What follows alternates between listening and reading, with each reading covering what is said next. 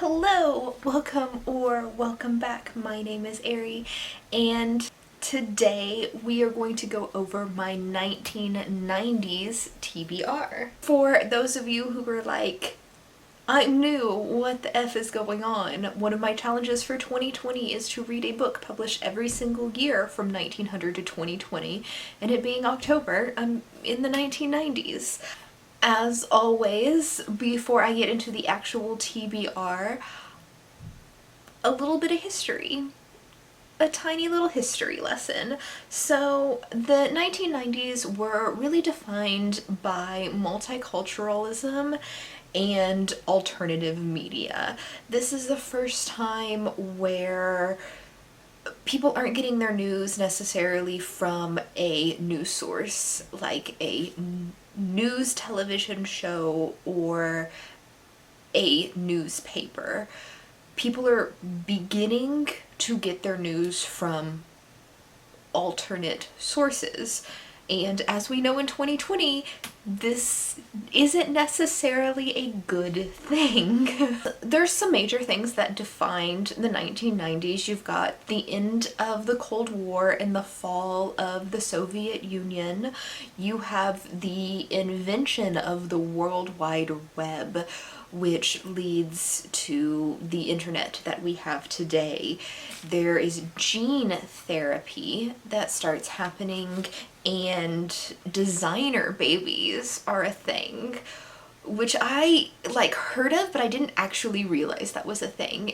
A designer baby is basically a child who is genetically engineered to remove the gene markers that causes genetic illnesses. Console video games became hugely popular. They were invented before then, but you've got like the Nintendo 64 and the Sega Genesis and all of that kind of stuff in the 90s, where consoles really start to blow up and become super popular. Also like PlayStation. The first PlayStation happened in the 90s, I believe. I spent most of my school years in the 1990s. I graduated high school in 2002, so there's a lot from the 1990s that I personally remember happening. The biggest thing would have been the Oklahoma City bombing in 1995, which most people probably are only vaguely aware of, but I grew up in Oklahoma, so I was very close to and knew a whole lot about the entire bombing of the Murrah building in Oklahoma City. In 1998, our sitting president of the United States, Bill Clinton, got a blowjob, and that was the worst thing that a president had done up to that point, which, can we please go back to that? Pretty please. In 1990, the Berlin Wall fell, which I was very young in 1990. I was only 6 years old, so I don't really remember it, but I was aware that that had happened in my lifetime. There was a sheep clone. I remember Sally, I think Sally was the sheep's name, but there was a sheep that got cloned, and I totally remember seeing that on the news. I expected cloning to be a bigger thing now, honestly. The O.J. Simpson murder trial, where O.J. Simpson was accused of murdering his wife, and he got off on it. He got off acquitted of all charges. No one really buys that, but rich people in the legal system. Then, there was technology that happened in the 1990s that seems so outdated to us now, but really isn't. Like a Discman, where it was a portable CD player. Even CDs are outdated now, but I remember having a Discman and having a portable CD player, and being able to stick something in my pocket to carry around and listen to my music that wasn't a cell phone with wireless earbuds. Nokia phones. Cell phones before smartphones. The little Nokia phones were just an indestructible cell phone. There was no fear of dropping that thing because it would hurt the ground more likely than you were going to hurt that phone. Also pagers. Pagers were not always for drug dealers.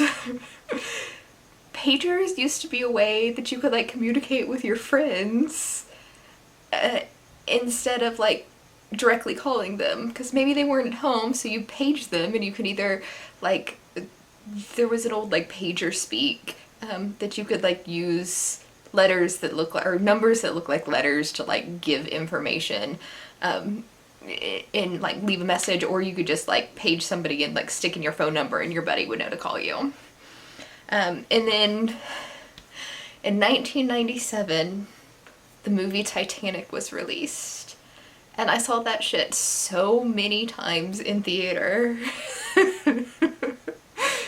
That's probably the only movie to this day that I've seen more than 5 times in an actual theater. Literature in the 1990s, book clubs.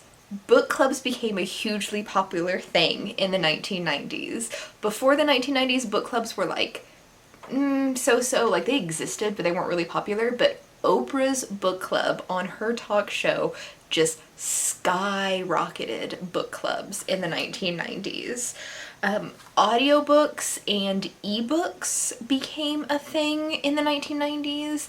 Audiobooks you would get on CD. It wasn't like how they are now. You would like go to the store and physically buy a book of CDs that you would like change out the CD. I remember having, I think it was the Wheel of Time book on CD, and it was like 20 CDs. Or the first book in the Wheel of Time series, which is, well, I'm reading it right now and I can't even remember. Eye of the World? Yeah, The Eye of the World. I had it on CD and it was like 20 CDs. The same thing with Clan of the Cave Bears. That was like 24 CDs. So audiobooks were a thing, but it's not like today's audiobooks. The other thing was ebooks, and again, not like today's ebooks. Those ebooks you would have to read on your physical PC. There weren't tablets or e-readers or anything back in the 90s. It was mostly going to Project Gutenberg and getting like downloadable PDF copies of classics that you could read physically on your computer. Used books also became a thing in the 1990s. Like used bookstores and stuff like that didn't really exist before the 90s. But the economy was like in an iffy place throughout the 90s as far as books went, and book prices kept going up. More people wanted to read because of book clubs, but it got harder to afford like a shit ton of books. So used bookstores started popping up where you could get secondhand books for a cheaper price.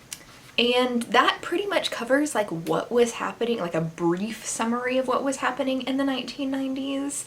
There obviously like a bunch of other things happened. That's just a little slice of what the 90s was like.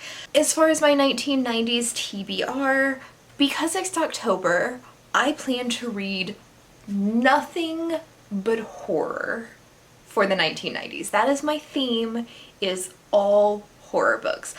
I obviously have a TBR outside of my century reads, and most of those are going to be horror as well. I am going to go like batshit crazy with horror novels in the 1990s. So let's go ahead and just jump into the TBR. The first book I'm reading for 1991 is American Psycho by Bret Easton Ellis. And this was made into a fairly well-known movie with, what is his name? The guy who played Batman.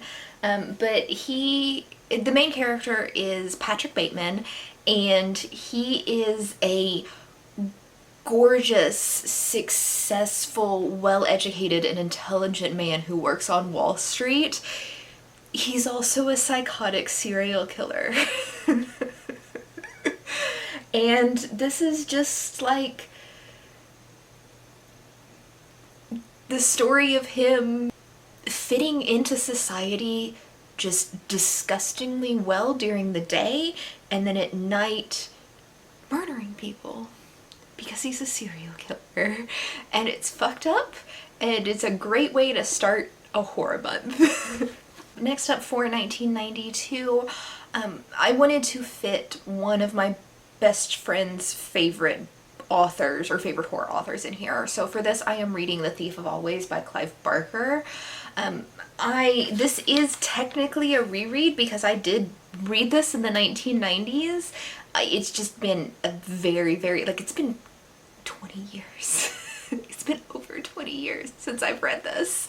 So I don't remember anything at all about that. And you're gonna get a couple of the books in here are things that I read in the 90s and I just legitimately don't remember. So they're rereads, but they're very, very fresh rereads. But this is about a child in like a house of horrors, and I don't really know what it's about, but I don't like going really deep into the synopsis for a lot of the horror books that I read. But this is about a child in like a haunted or like possessed house maybe. And Clive Barker is supposed to be like one of the best horror writers out there, so very excited. Next up for 1993, you can't do a horror month without Stephen King. Like, you just can't. Like, it's not possible. And so for Stephen King in 1993, I'm doing a collection of his short stories called Nightmares and Dreamscapes. And I mean, what else can I say about this? Like, it's Stephen King. It's scary shit. I always liked Stephen King's short story collections better than like his full like books, even though he's a chunky boy, but it's got lots of short stories in it. So I prefer horror in short story format, and I figured Stephen King short stories, I'm sold. Done. No more needs to be said.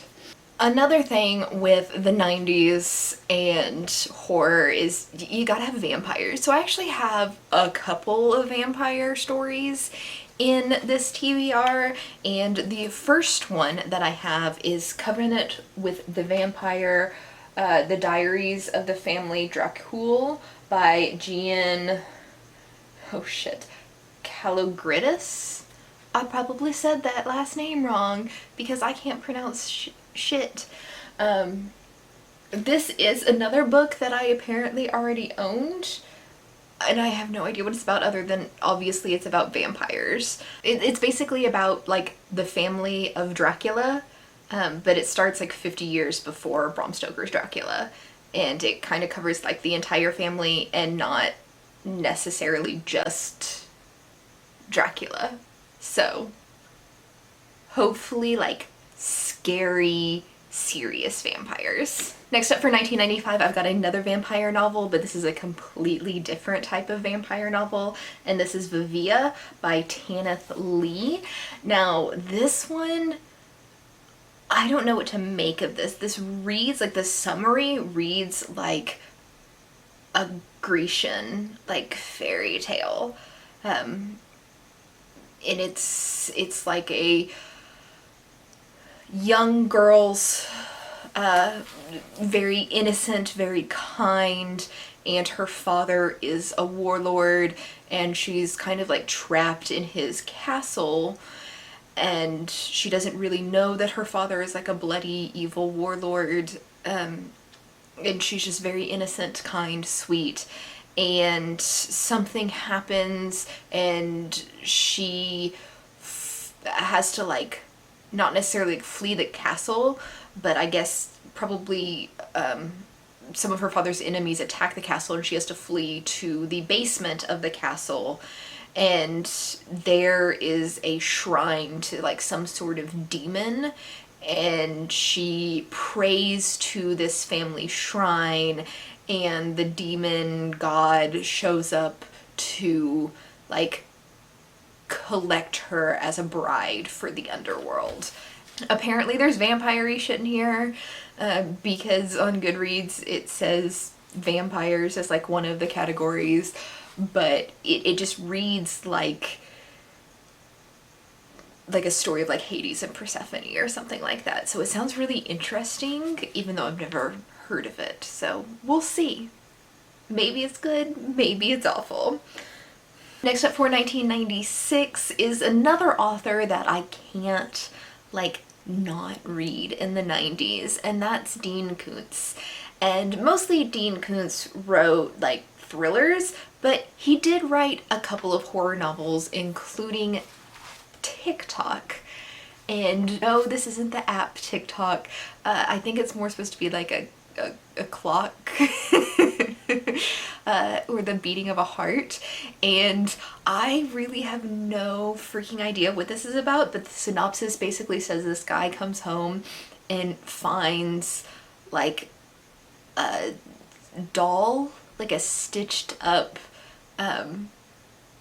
what I picture in my head is like a stitched up voodoo doll on his doorstep, and he picks it up and looks at it, and then like the stitches over its heart like rip open, and then his entire life just goes to shit from there. But it sounds creepy, and why the hell not? I'm down to read it. Next up for 1997, I am reading another graphic novel, and it's by Alan Moore. It's called From Hell, and for the 1980s I read Watchmen, and this is a spoiler for my wrap up, but I really, really liked Watchmen, and so I was kind of excited to read something else by Alan Moore, because Watchmen is honestly like the first graphic novel that I've actually like just really, really enjoyed. Most graphic novels for me are just very mediocre, so finding one that I enjoyed means I want to read more by this same author. So horror graphic novels by the same guy who wrote Watchmen, yes. I don't even care what it's about, yes. Next up for 1998, I am reading Homebody by Orson Scott Card. And if Orson Scott Card sounds familiar but you're not really sure where from, he's the guy who wrote Ender's Game, which is obviously his most famous like work, is the Ender's Game series. This, on the other hand, is a haunted house novel, because you can't have horror without like just straight up haunted house. It's basically a guy goes like buys I want to say New England, but God only knows if it's actually New England or not, but he buys a mansion and starts renovating it, and the mansion's probably haunted. That's all I got. Haunted mansion. Done. For 1999, I need a little bit of humorous horror, right? I mean, like, you're reading horror books all month long. Let's get a little like ridiculous with it, because B-movie horror is like some of the best horror out there. So in all its B-movie glory, I am reading Scary Rednecks and Other Inbred Horrors by Weston Oshie, I think is how you say his last name. Could be wrong. We'll go with it. But it's short stories. I have no idea what this is about. It just sounds completely idiotic and ridiculous, and thus perfect. Just perfect. And then last up for 2000, we need some like insanity up in here. Like it's scary, but is it insane yet? I don't know. But what I do know is insane is House of Leaves by Mark, how do you say his name? Danielewski. And this book is some fucked up shit. This family moves into a house, and after they move in, they realize that it's bigger on the inside than it is on the outside. And then shit gets weird. How weird does it get? Well, let's just flip to the end of this book and you can see, like, you get pages where there's just gibberish on the page and it means nothing. And you get pages that are written sideways. And you get pages that do shit like that. Oh, there's another good one where it's just stuff written in the corner. You get pages of musical notes followed by a page where it says, "Don't be scared." Oh, come on, focus. Where it says, "Don't be scared" at the very top of the page upside down, and that's all you get. Like, this, like, what is this page? Is just a bunch of brackets. Like, this book is fucked up and you go crazy along with the narrator. And yes, everything, yes. Unreliable narrator because he's fucking insane. And that wraps up the 1990s TBR. Let me know what you think down in the comments about these books, about me reading horror in general. Are you mad that I'm skipping any of your favorite books from the 90s? And what do you think the theme for the 2000s is going to be? I will catch you in the next video. Bye.